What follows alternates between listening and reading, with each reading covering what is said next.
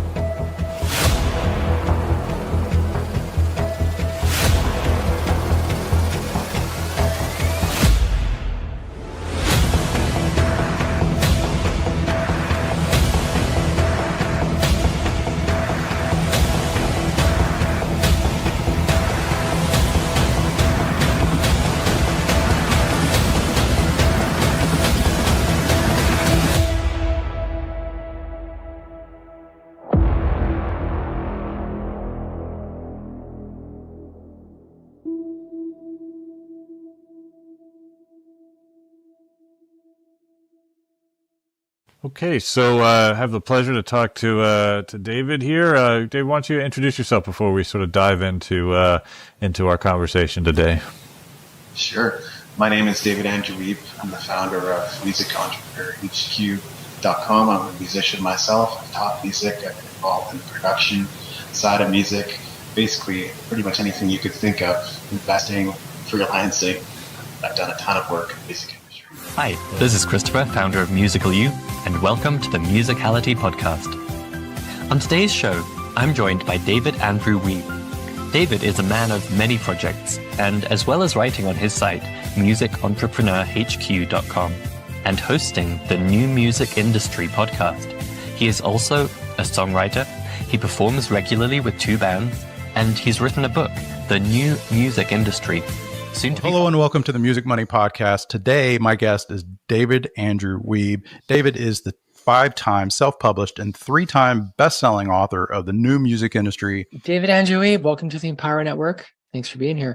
I'm your host, Sarah Troy, and my guest today is David Weeb. He is a musician, but however, he knows that other musicians have a hard time promoting themselves. The business side of things is not always easy to do. How do you make money out of it? How do you draw attention? There is all that business hat that a lot of musicians don't want to do, but in order to get their music out there, they need to learn it. And he's learned that the hard way.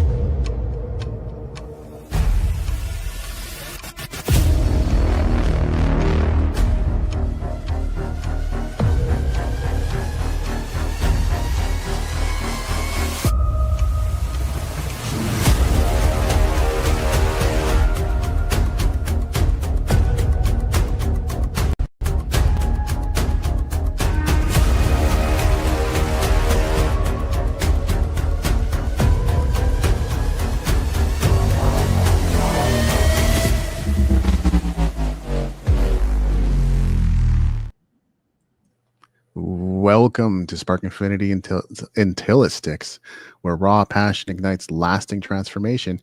Each week we peel back the layers of creative journeys, exploring the triumphs, struggles, and pivotal moments that shape artists and innovators. From the first spark of inspiration to the breakthrough that finally sticks, we're here to fuel the creative fire that drives us all forward. Get ready to dive deep into stories that illuminate the path from vision to reality. The The quote of the day goes something like this: words are the most powerful thing in the universe. Words are containers. They contain faith or fear, and they produce after their kind. Who said that? Charles Capps. Today's date is April 10th, 2025. And if you happen to be watching this on any other day, you're just way better at time travel than I am. I'd like to welcome today's guest, back by popular demand. Nope. Back by infinite demand. It's Wakefield Brewster. How you doing, Wakefield? Hey, I'm doing awesomely. Thank you so very much. It's a pleasure to be with you this evening, David. Really great to see you again. And so what have you been up to since we last chatted? It is April, is National Poetry Month, and I am poeting. I am, let's see, last week I was at, I forget what school already. This week I'm in Chestermere. Last week I was at a private faith-based school, a Sikh faith-based school in next door to us. I think it's called Crichton, a city that's about 45 minutes east of us. And so I got to spend a week teaching there, and it's an amazingly unique experience. A Sikh faith-based school, grade 7s and 8s. This week, I'm at St. Gabriel the Archangel in Chestermere, and I'm teaching grade 10, 11, and 12. Next week, I'll be rehearsing with my band. I will be doing podcasts, interviews, and making National Poetry Month meetings and facilitations and working with schools like this online. And then the week after that, I forget what I'm doing. It's just a wonderful time of the year, the most poetic time of the year. Yeah, nonstop from the sounds of it. And you're headed out to Chestermere, so east of Calgary, and you're kind of all over Calgary and outside of Calgary. And of course, it's grown into that kind of city at this point. It's not long before, I'm pretty sure Calgary and Balzac are pretty well connected now, but it's not long before Calgary and Okotoks are connected too. So it's almost like a metropolis. Yeah, Okotoks, Airdrie, right, Yep. just north of us. Let's face it, the same way Toronto has a GTA, I suspect in time there'll be a CTA, a GCA, a Greater Calgary area, if you will. But we'll see, progress must progress. And certainly there are pushes and pulls with infrastructure and with politics. So we'll see what happens. I'm just an innocent bystander here for the ride. Awesome.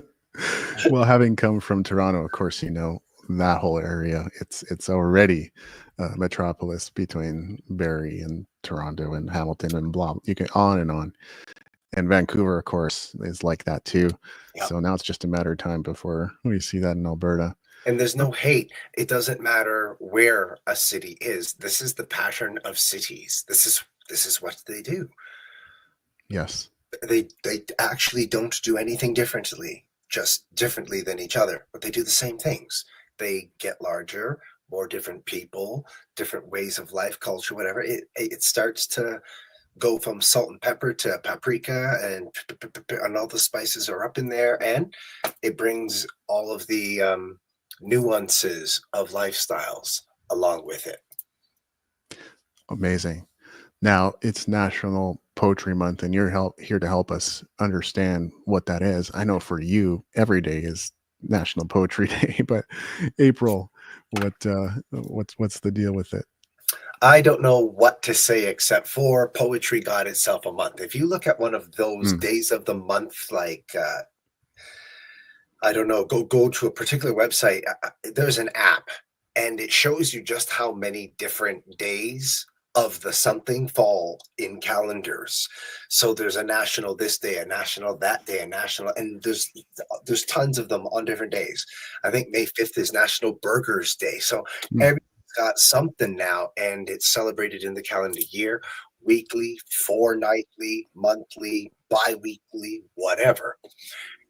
Whenever National Poetry Month got its month, I am not even sure. But once it got its month and I became aware of it, I used it as my greatest opportunity to be poetically present wherever I was. Mm. It's to revere the art of poetry and the delightful display of spoken word. And timing wise, April is a great time to be prolific in cities like Calgary, where snow is unpredictable. Even now, I'm sure you don't totally know for sure if there's going to be more or not, but That's where I am, because I'm flipping my tires on Monday because it's just been uncharacteristically good and it's not forecasting anything. And, it's kind of a Canadian rule. Don't bet anything is going to be good until after May 2-4. So I'm thinking to myself, wow, this is really premature, but it seems to have swung in this direction. I think I may be safe. And I'm going to do it anyway. It's cautious optimism, David. yeah, I know that term well. It's cautious optimism. Would you say then you've benefited from National Poetry Month whenever you've made sure to increase your presence during that time? Actually, I've begun to make it a quarter, because we have February, which is Black History Month.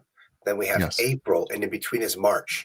And what I have been doing is really, in the most socially appropriate way, hammering at the public poetically during marches, because we're Black all year and literacy is forever. So I've always tried to make myself a crossover presence to celebrate what you might not have been able to lyrically and culturally, and anticipate what is coming for the same reasons, lyrically, culturally. I represent both of those months implicitly well. And I have been able to make March a busy time too. So literally, I'm starting to carve out a quarter where those 2 months sandwiched between a transitional one are where I can, without a doubt, be most poetically present in public, and aptly so. Not just being everywhere because I can be, but I should be, especially now. And it's a great place to be. I love that. And I think there's definitely artists out there that would love to tap into that a little bit. Musicians are often encouraged to release music for Christmas and to plan well in advance of that. I think, in generally speaking, good advice if your brand is matched to that, or your personal, let's say, alignment, you're personally aligned with releasing holiday music. And I don't look down on it myself. I actually think it's a lot of fun, especially if you're going to like reinterpret it in your own style. That can be a really cool thing. But so being prolific helps, because then you're always prepared. Do you see anything else that people should be thinking of when it comes to being timely? I'm going to, and I may have said it before I beg your pardon, in our last conversation. So many words in my head, I lose the easy ones. I'm teaching all day and it's wonderful, but wow, a lot of talking. In our last conversation, I might have stated that I have never had great vision on what to do or where to go. I've never been good at seeing it and then working towards it. It just hasn't worked quite that way for me. What I have, without a doubt, been unable to do is stop working. Do the work. Do the work. This is what I say to artists.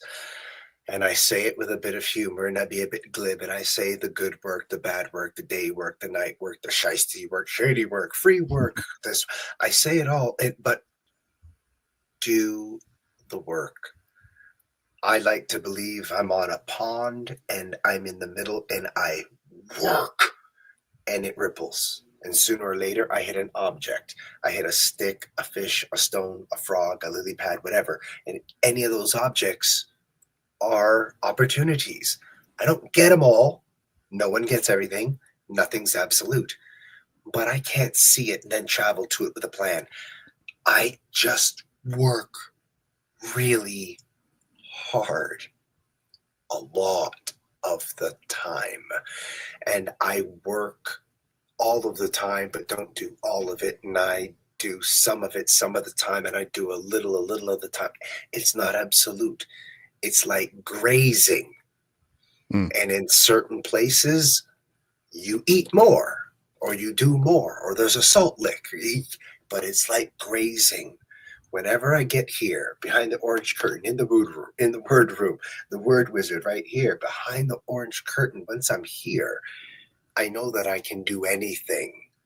Therefore, there is always something. Do the work. Absolutely. I feel the same way, because showing up and doing these live streams 5 to 6 times a week or more is far easier than thinking about what is my timing. Hopefully a message matches with the right timing for people. I just happened to share something about spring cleaning creative projects this week, and it happened to resonate. I didn't expect it to. I didn't know people were watching or even cared. But you're never the only one with anything. This is something I'm only coming into true realization. There is nothing anyone human is so unique that another human, at least one, there's 8.4 billion. We live nothing except for the human experience differently. And some of us live very similar, if not almost exactly the same, just uniquely. Yeah. And I love that You you're can't be the only one, my friend. No, certainly not. Is that something you think about too, Wakefield? Do you ever like throw away poetry, or do you ever just like set projects aside, or? All the time. Okay. I've got stuff all over the place, man. Yes.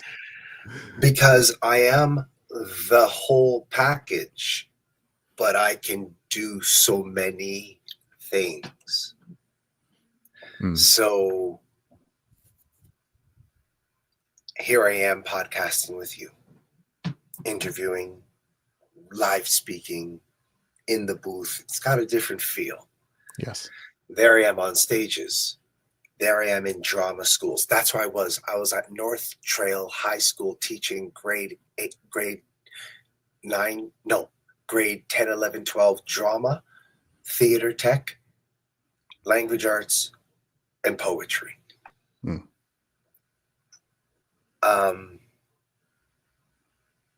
Now I've talked my way out of it. Where did I begin? Oh my goodness. Where did I begin before I got to North Trail High School? That's right. I was asking you about spring cleaning projects. Okay. Yeah, now it's gone. Okay. But that was the other school that I was at. Spring cleaning projects. Why do I feel like that resonates with something? What is it that I'm doing? Is it because I have some projects that I can actually speak to at this time? Well, yes. There is working with poetry, which is my jazz ensemble. We will be rehearsing this week for a show that we have coming up at Contemporary Calgary. Another project would be I'm working with a visual artist on 6 paintings, and I match 6 poems to them. I have another project with 2 videographers, and we're doing a full-on poem, a full video poem. I'm doing a few things, man. Yeah. It never stops. Yeah, you're talking about all the things, and like Now I remember. Yeah. The reason there's so many of the things is because I'm broad enough to be in different projects or collaborations, but it's still just my body. That's the one, the one element that stretches it into I've got things that I can pick up and put down.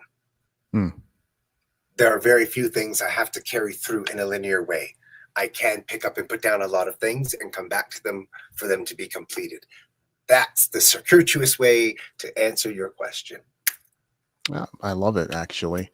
I'm also an example of someone. I don't have a lot of personal belongings, to be honest. I don't own any furniture right now. But even in the midst of that, still got binders full of stuff, still got computer folders full of stuff. There's, yeah, all kinds of stuff connected to projects. I've obviously got instruments and stuff like that come out to play here and there. What a feeling, eh? Yeah. When you walk into your workspace and you see what you're doing. Mm-hmm. You've got instruments out, technology out, wires running. You know what I'm saying? You wake up from a sparse place of furniture to a full home of artistry. Yeah. There is actually something kind of romantic about it, because I remember people don't do this anymore, but I used to look at album artwork, and I would look at an album like the Beastie Boys, and then it would show them in like a tiny little space, but like musical gear absolutely everywhere. And I'm like, I want to try that amp, I want to try that pedal, I want to try plugging into that and see what, like, it would be an inspiring space for me for sure. It was more of an analog world for us, not only so much in technology, but really we were far more tactile. Yeah. Right? I'm not knocking and comparing generation. It's just the truth in a lot of ways. The way we interact with the world around us is far more tactile than a lot of younger generations now. Yeah. Good observation. This is something that I get too. So, and I'm not always sure how to answer it, but maybe you have some thoughts. Do you recharge? And if so, how? What I like to do is I'm pretty addicted to story. If the news is on, I can't help but listen, not let it go. Listen. When I'm watching my gamer people on YouTube while I'm doing things in the background, like that might be laundry and stuff, I actively listen. And when I sit and watch anything, it's typically true crime, really grim stuff, because it is story. Yes. In any of these situations, I'm not the one creating it. And that feels good. Words always feel good. They feel like work, rest, and play. So recharging for me means playing with words, and I don't have to do anything. So that usually involves listening to stuff, but it has to still be engaging. And when it comes to story, the grimmest of them all is inside of true crime. And it's not because I want to hear what horrible things we do to each other, but these are the extremes of human behavior which create some of the greatest, most outlandish, unbelievable story. Yeah. All of that is charging. Like I said, it's work, rest, and play. Well, they say truth is stranger than fiction sometimes. And my books, Digital Nomad, and most recently the Fairy Letters, which is effectively its spiritual successor, those are more dramatic microcosms of my life where things did go wrong. And it was a lot like Murphy's Law stuck to me like a homing missile. Short term, but it still happened. And I know I had people ask me about, like, what is it like to be so authentic and vulnerable about your experience? And I said, I don't know if you'd be interested in my daily life. I don't know if it's that different than like Tim Ferriss. I get up, I make tea, I juice my celery, I log into my laptop at work, and I begin work. It's like, then what? I have lunch, and then I get back to work, and then I meditate, and then I exercise, and then I get back to work. See that? Back to work, back to work, back to work. And in between, I hear the recharges. Meal 1, meal 2, meditate, body work, back to work. It's actually a really good point there. A lot of people don't give them a full opportunity to reset or recover in between. Athletes do this. They know to do it instinctively after a certain intense workout or running or whatever. There's like a 10-minute or 15-minute break where there's no electronics. Imagine that. I know. There's no conversation. There's no side chat. There's no people to, talk to or do an interview for or try to like placate. You're just alone for 15 minutes and you recover. But this is not recovery. And even if it's not recovery and it's well known, like you have awareness of it, then it can become a healthy distraction. For Yes. those who understand exactly how to use this thing that's never far from any of us, you can have it around all the time as a healthy distraction if you are aware and vigilant with its use. It's discipline, right? Decide how you're going to behave with it and then behave that way. Yes. But choose something, do something, make something. Nearly F-bombed hard. Make something happen. Make something happen, Okay, I love that. That's a great demarcation because as you said, we've all got one. I think Weird Al had that song. We all got cell phones, so come on, let's get real. Which is a comedy number, but he's right. It's about the mindfulness and awareness of and what you're. And I didn't say it first. You know what I mean? I've learned it from smarter people.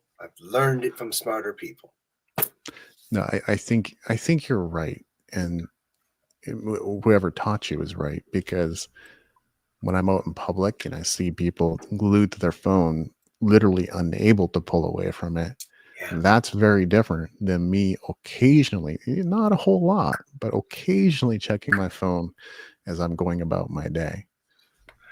Truth be told, do you find that when you are checking in with your technology, let's face it, it's because you do a lot of stuff and there's a lot of people to check in with. There's emails, there's texts, did I miss calls? Is it on silent? Is it on don't disturb? Let's face it, I would love to believe that when I see the younger person with their neck in absolute crane position and can't lift it walking down the street, I wonder, really, are you as busy as I am for me to check in? Are you actually legit?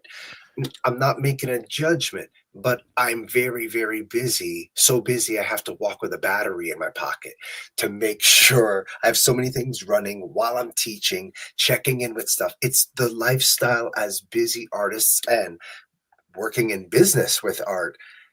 I can understand. You have to understand, busy people got to check in. But I waste time on Instagram looking at cats because I love them. I play a video game called War Robots. I don't really post heavily on Facebook or Instagram. And my LinkedIn, which is my third one, it's not that atmosphere where it's about posting. It's more about making those connections to work business-wise. So I've quieted down my social media to be more, I don't know what I'm more, but the relationship feels better.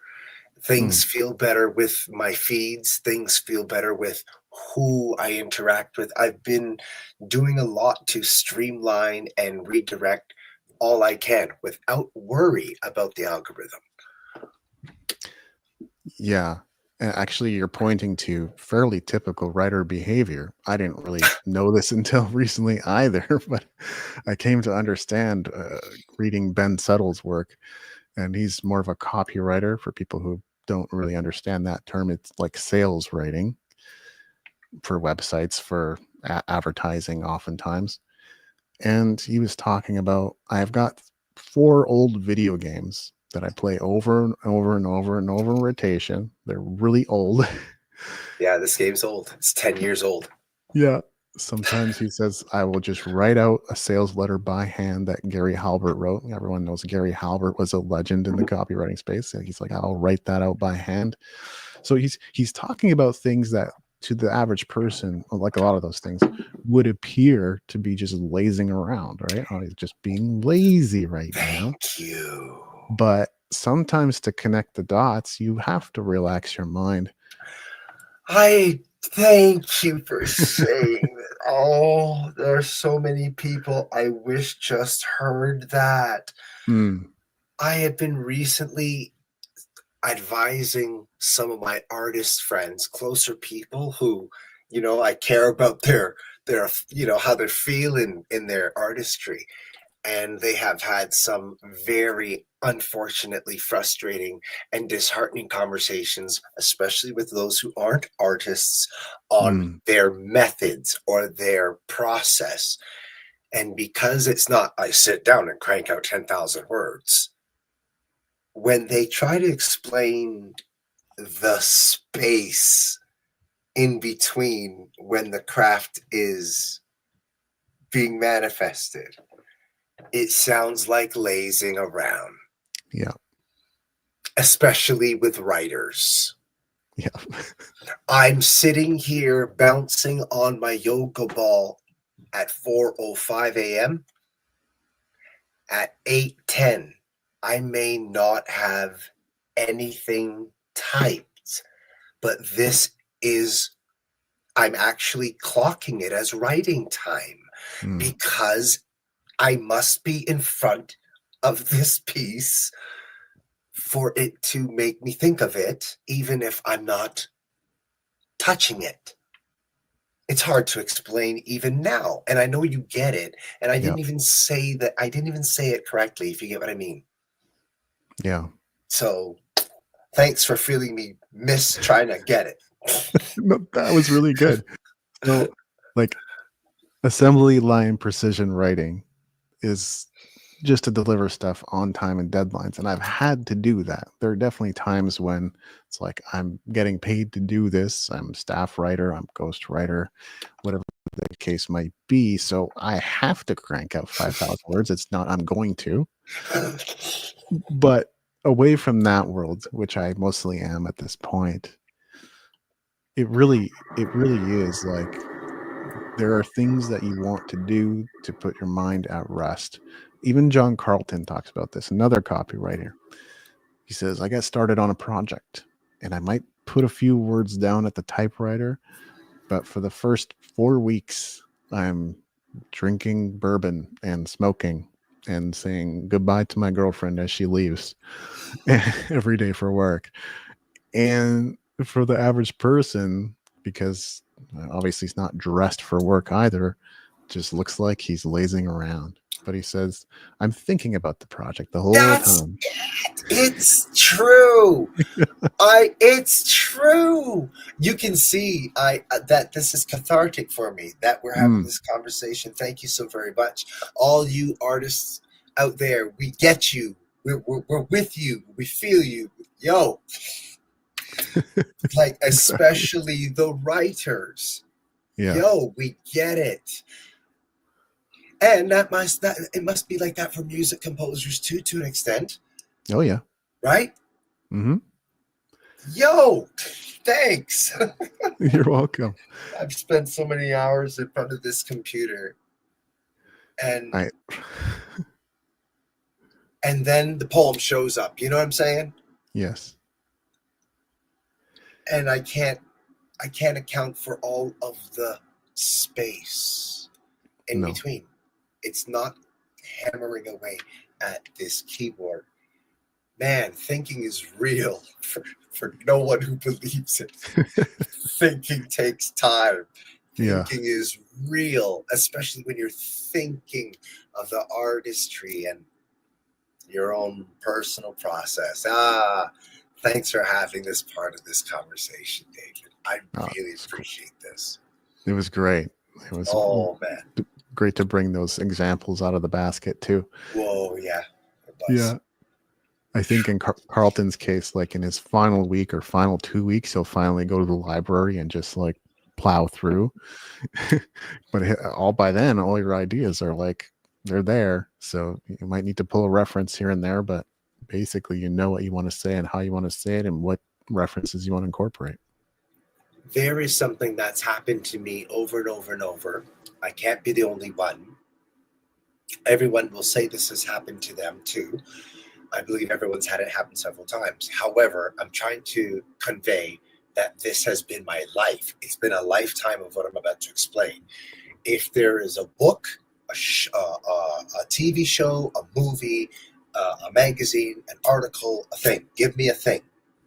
If I experience a piece of art that is a thing, a production, I will enjoy this thing, like the book It by Stephen King. It was 1,090 pages, I believe. I actually remember how many pages it is. This book was a big deal to me. And here I am terrified of clowns, by the way, right? So here I am reading about this clown, and I'm terrified of clowns. And in the book, the main character, there's a bunch of kids, but the main character kid who lost his brother Georgie. I can't remember the boy's name, but his little brother was Georgie. He had a stammer, a stutter. When he was anxious, he couldn't get anything out. His mother gave him a phrase and said, you speak this phrase to de-escalate, and it is very hard to enunciate. So the phrase is, he thrusts his fists against the posts and still insists he sees the ghosts. Wow. The rest of the book is just a haze, David. The rest of the 1,089 plus pages is all sub-story. It's all back. It's like dreams. The only thing that I took from that book was that phrase, which I speak over 1,000 times a year. I use that phrase to help students enunciate, and for whatever reason, it stuck with me. The Matrix movies. Mm-hmm. The second movie, there is the character named the Keymaker. Him and Trinity are in some room, and they're all messed up, and they're in that hallway with all the weird rooms, and action's happening, and they're not prepared. And she's thinking, what are we going to do? And then you hear ching, ching, ching, ching. You turn around, and there he is with the keys, and he's going out another door. And she says, you have a key? And he says, another way, always another way. The rest of the movie just fades away from me. That's the one line that stayed, and the rest just has become background. I tend to experience some kind of artistic creation, and no matter how big it is, and so much to experience and enjoy, it's this one thing that I am left with, and I take it away for life. I know I'm not the only one, but that's how almost all impactful artistic experiences last in me. Literally one line, one phrase. That happens endlessly. And the rest of the wonderful production, because it always is, just fades. But that gem is everything. It's actually a really interesting point about how we remember things too, because I recently rewatched Liar Liar with Jim Carrey. Funny movie. I enjoy Jim Carrey every now and again. Most people will remember that movie as a family-oriented romantic comedy. You know what it really is? Because the vast majority of the movie, I would venture to say 70 to 80% of the movie, he's in court. It's a courtroom drama comedy. But most people would not remember that about it, would they? Because that's not how it starts or ends. How about that? Ooh, Right? that's nice and deceptive. It really is. They got you to watch a courtroom drama because Jim Carrey's in it. Because of who's in it. Yeah. Well, when I look at that same nugget of what you get from a thing and then tie it to people like you and I creating, there's the movie Inception. Yeah. I was going to bring that up. Weird. Do you remember what the beginning was like? The guy was a writer going through writer's block. And then there's the scene, and it's one of those cut scenes, I suppose you call it. I don't know even the basic terms, but it looks like, it's a scene. It's the same scene, but it's a few seconds of it being different. So what he says is he's got writer's block. He's under pressure from the publisher. He's getting messages on his machine. He goes into his place where he writes and he says, stay in the room. And then you see him and he's throwing a ball like a prison scene. And then you see him again in another scene and he's upside down. And at the other scene, he's staring at the computer. You get what I mean, right? Yeah. But he's in the room. And when that hit me, like the invisible sound waves, Yeah. the stay in the room, that's it. I produce my best work here. Not on that floor, not on the top floor, not on my phone, not on the iPad. My best work is here at this computer in this room. When I need to get a poem done, David, sometimes it's scary how the deadline is clicking and it isn't. Stay in the room. Every time I stay in the room, it shows up. Exactly. I think you got to do your work exactly where you are and being present. Sometimes a bunch of rare conditions conspire or align for you to be inspired in a specific environment. This happened to me at one point. I remember every Saturday I would go downtown Calgary. It's like a complete opposite of what most people do because there's no one there on the weekend. They're just like, I'm away from work. I'm not going downtown. There's no reason for me to be down there. Right. And for me, it was Saturday. So I would go walk in the plus 15s. Nobody in there, alone. Those are nice. Oh, those are nice. Serene. There would be like just the right amount of snow outside and it wouldn't be too cold.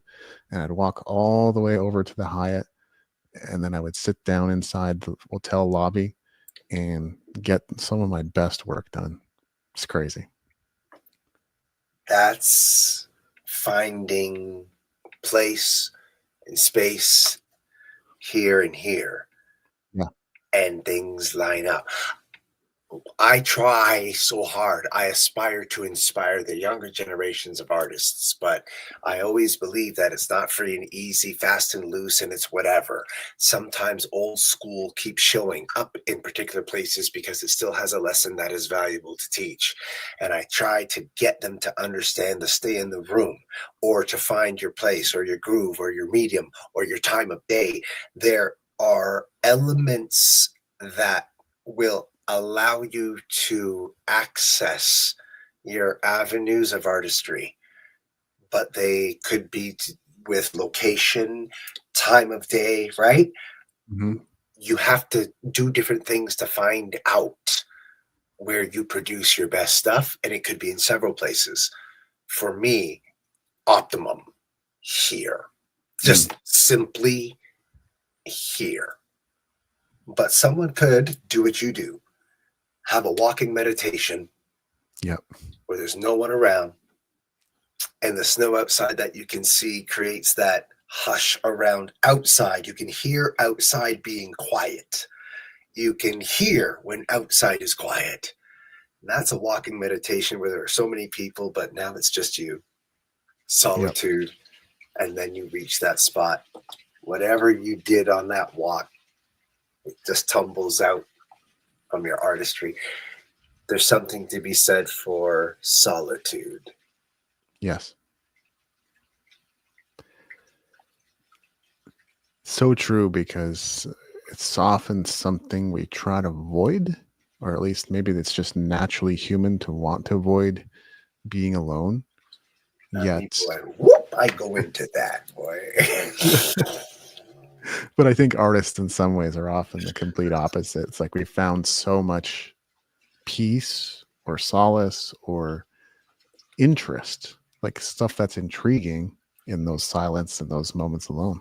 Yeah, it's I owe a lot of my name all the elements of a life. I owe almost all of the newfound enhancement to the global pandemic and lockdown.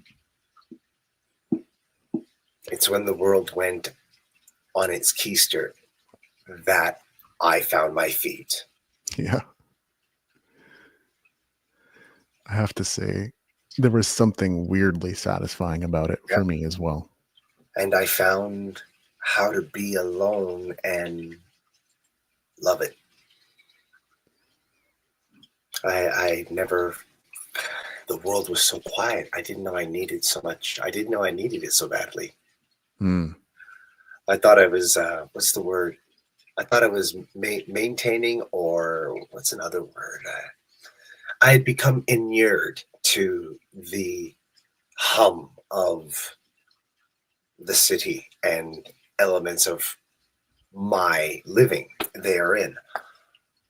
When the city got quiet, I felt it and I didn't want to go back. I could hear me loudly, clearly. I didn't want to go back, David. I didn't want to go back to straining to hear myself anymore.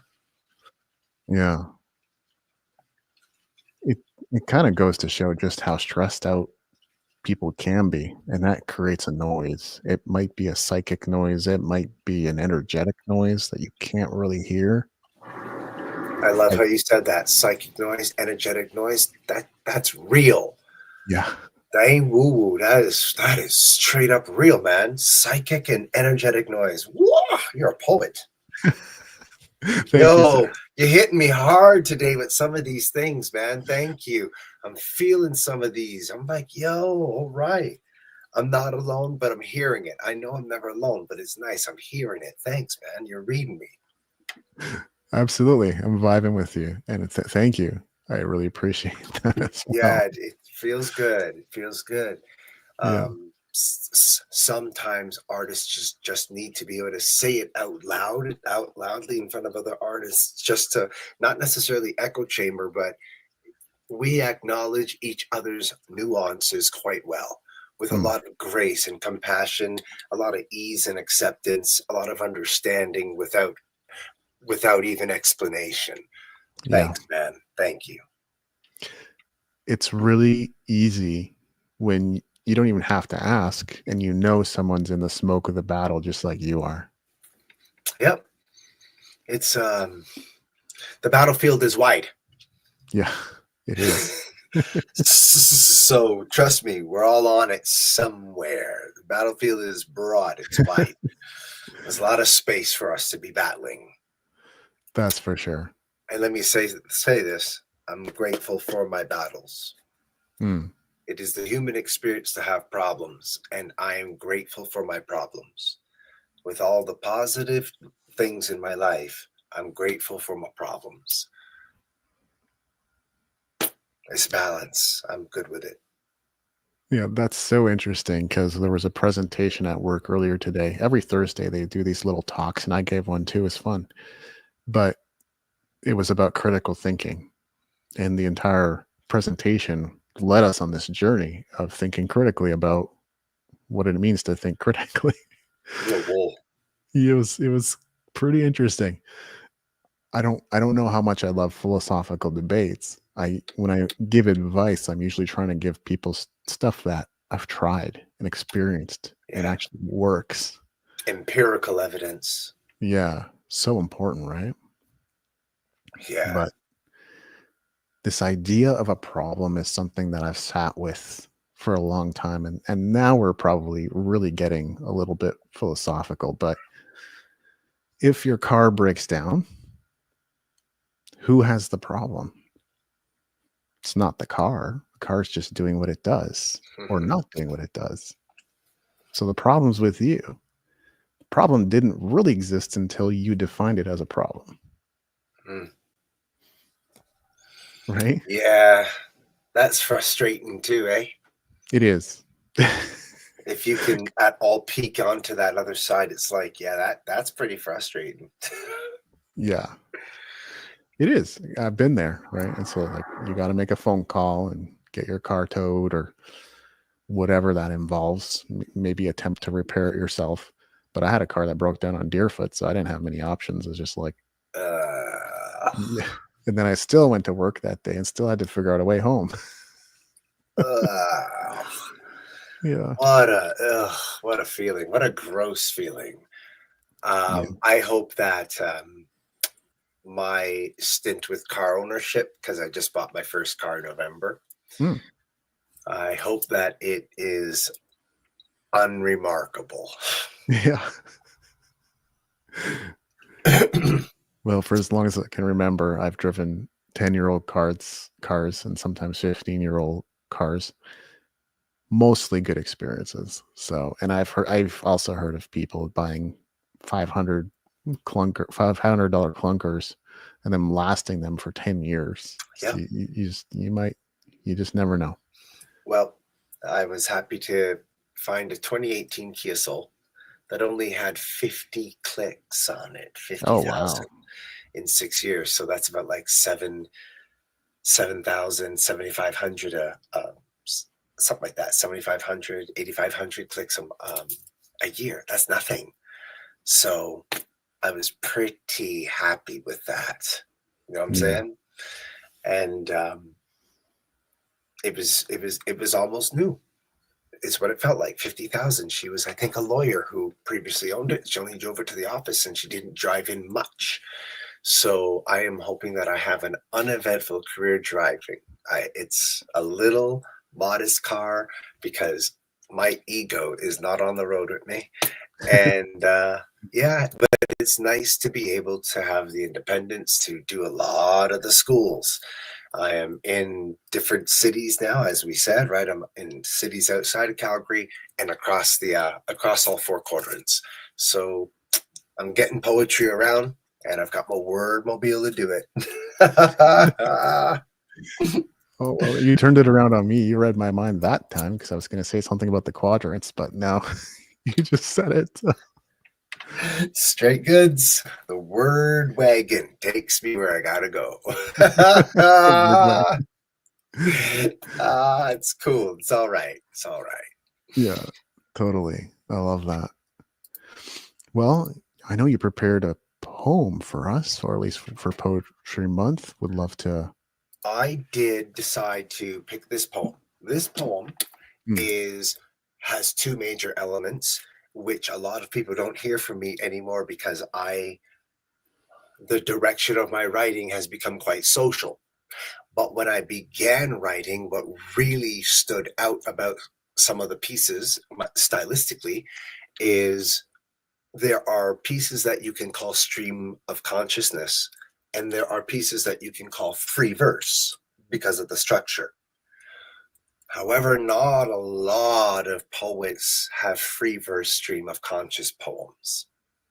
So this is a poem where it's one of those poems where someone has said, Wakefield, you're a juggler of juxtaposition, which is one of the literary devices that I love because it tends to reflect really how I think, what I see before I write. So I hope you all enjoy this poem. It's simply titled Ink.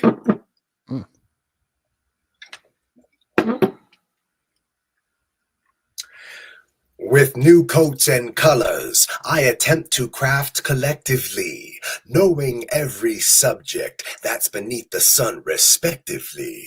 Will find a place in space, maybe in these lines I write. Fingers on the writhe, like a literary cuttlefish, writhing my most wickedly wanting wish. A resident in the sea of fathomless thought, not skin deep though I got deep skin, a factor that will aid creating epics from within. They shall gush from my umbra.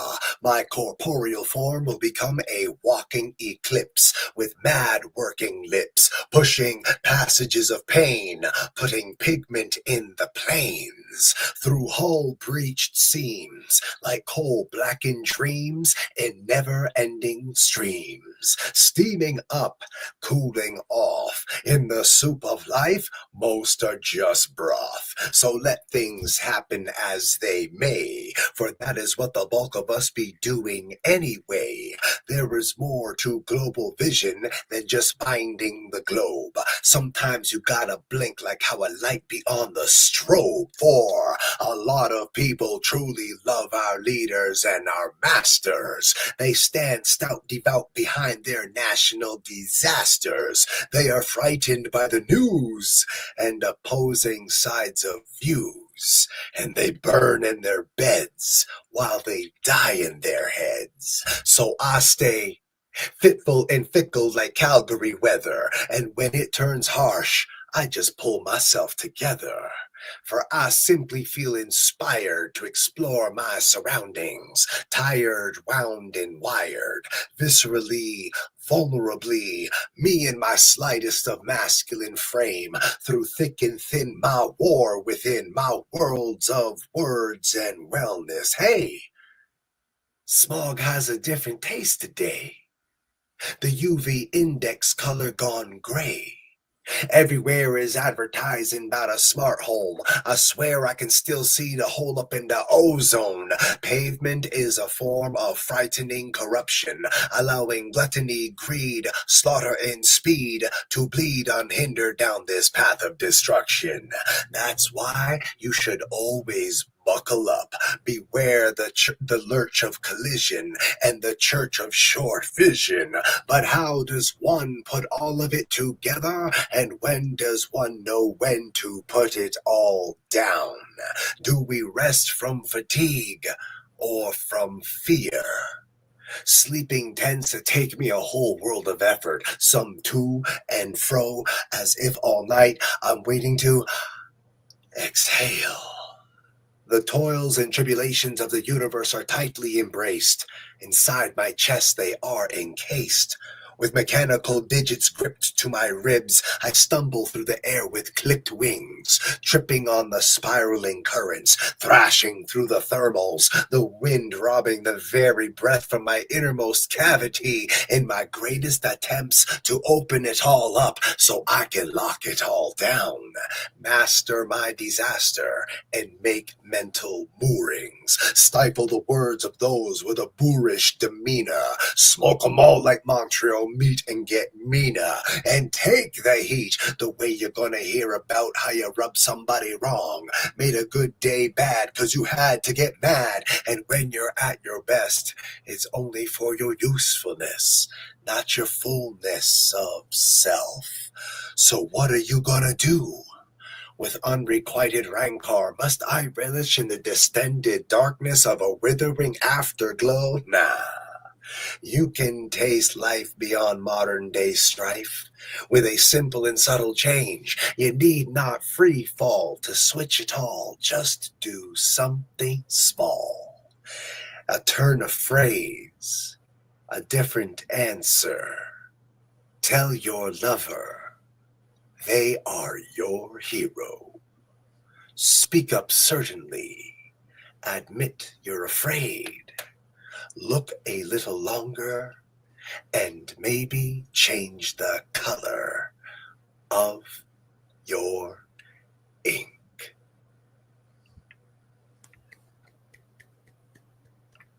If I had a clap track or a cheer track, we would be playing that right now. That is great. Thank I you, felt David. I felt like you summarized the last 4 to 5 years. I have to say there is some, I guess, daily relevance and life, some of my life. It's got a little autobiographical. Of course, it always is a little. And I'm glad you feel that. Thank you, man. Yes, absolutely. It does sneak in the crevices, but hey, we write what we know best. That's for sure. Can never completely separate the artists from the artistry. So let it be. I encourage artists to feel comfortable, whether it be secretly, insidiously, subtly, or right out in front of everyone. Write your life in. Write your life in. You know you best. Yes. Is there anything else we should have talked about, Wake? I don't think so, because, it feels like we're wrapping it up. It feels good. We got some poetry. We talked personally. We talked professionally. And everything that we got in there really had a really connective, resounding vibe. I really thank you for the elements of conversation that came up today. And especially during a really dear time of the month, of the year for me, I really do feel cathartically charged by everyone's good energy around poetry, literacy, and community. Amazing. I am heartened to hear that. Thank you, Wakefield, for today. This has been amazing. And thank you, Spark Infinity. You are my infinite source of inspiration. And we'll see you again tomorrow.